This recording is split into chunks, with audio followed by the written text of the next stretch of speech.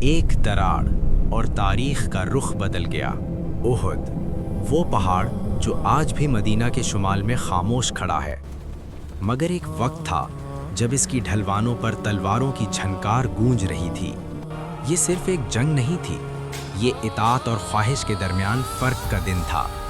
اور اسی دن ایک نوجوان سپہ سالار اپنی ذہانت سے تاریخ بدلنے والا تھا۔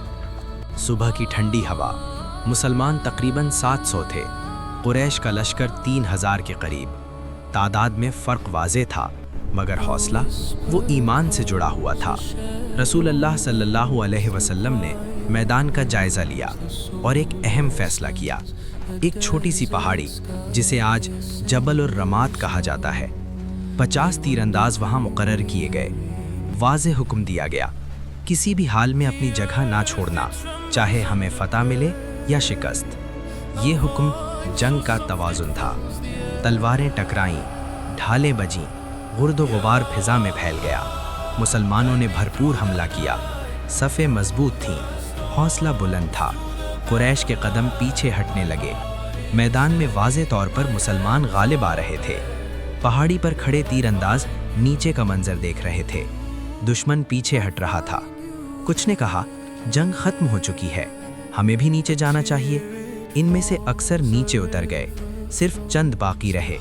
مگر جنگ ابھی ختم نہیں ہوئی تھی، اور میدان کے ایک کنارے پر ایک شخص خاموشی سے سب کچھ دیکھ رہا تھا۔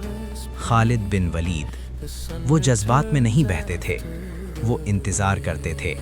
انہوں نے پہاڑی کی طرف دیکھا اور فوراً سمجھ گئے وہ جگہ کمزور ہو گئی ہے۔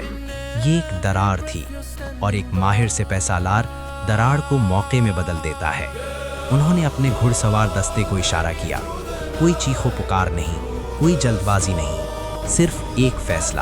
خالد کا دستہ پہاڑ کے گرد گھوما، تیز رفتار گھوڑے، گرد کا طوفان، زمین پر لرزش، اور پھر پیچھے سے اچانک حملہ۔ مسلمان جو آگے بڑھ چکے تھے اچانک دونوں طرف سے گھر گئے، صفیں ٹوٹنے لگی، افراتفری پھیل گئی۔ یہ وہ لمحہ تھا جب فتح آزمائش میں بدل گئی۔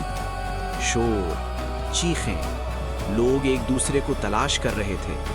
کچھ کو لگا کہ شاید سب ختم ہو گیا، مگر نہیں، یہ شکست نہیں تھی، یہ سبق تھا، اطاعت کا سبق، نظم کا سبق۔ خالد نے صرف حملہ نہیں کیا، انہوں نے کنٹرول رکھا۔ وہ پیچھے ہٹتے، پھر دوبارہ حملہ کرتے۔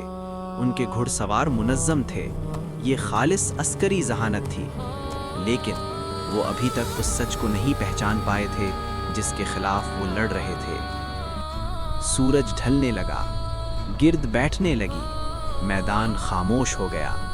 یہ دن مسلمانوں کے لیے آسان نہیں تھا، لیکن ایمان باقی تھا۔ اور خالد، انہوں نے جنگی کامیابی حاصل کی تھی، مگر تقدیر ابھی مکمل نہیں ہوئی تھی۔ رات کی خاموشی میں کیا خالد نے سوچا ہوگا؟ کیا انہوں نے محسوس کیا ہوگا کہ جس پیغام کے ماننے والے اتنی استقامت دکھا رہے ہیں وہ عام لوگ نہیں؟ یہ سوال ابھی دل میں مکمل شکل نہیں لے سکا تھا، مگر ایک بیج بو دیا گیا تھا۔ اور کبھی کبھی ہدایت کا سفر ایک سوال سے شروع ہوتا ہے۔ غزوہ احد میں خالد بن ولید نے جنگ کا نقشہ بدل دیا، مگر وہ دن ان کی اپنی زندگی کا بھی موڑ بننے والا تھا، کیونکہ بہت جلد وہی گھڑ سوار جس نے مسلمانوں کو گھیر لیا تھا، اسلام کا محافظ بننے والا تھا۔ اگلی قسط میں ہم دیکھیں گے خالد کے دل میں اٹھنے والی پہلی ہلچل۔